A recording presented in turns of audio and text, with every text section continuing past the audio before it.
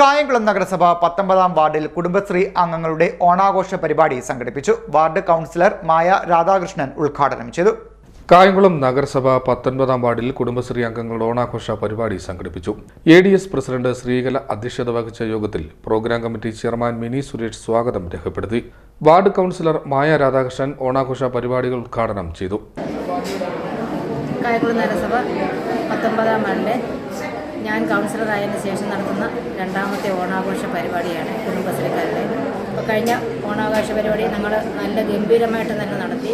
ഈ പ്രാവശ്യവും നമ്മൾ വളരെ ഗംഭീരമായിട്ട്, അത് കഴിഞ്ഞ പ്രാവശ്യത്തിനും വിപുലമായിട്ട് തന്നെയാണ് ഈ പ്രാവശ്യം നടത്തുന്നത്. കഴിഞ്ഞ പ്രാവശ്യത്തെ പരിപാടി നടത്തിയതിന് ശേഷം വേണ്ട എന്ന് ഞാൻ പറഞ്ഞതായിരുന്നു. പക്ഷേ അയൽക്കൂട്ട അംഗങ്ങളുടെ ആഗ്രഹത്തിൻ്റെ അടിസ്ഥാനത്തിലാണ് ഞങ്ങൾ ഇത് നടത്തുന്നത്. നമ്മളെല്ലാം ഒരു തരത്തിലല്ലെങ്കിൽ മറ്റൊരു തരത്തിൽ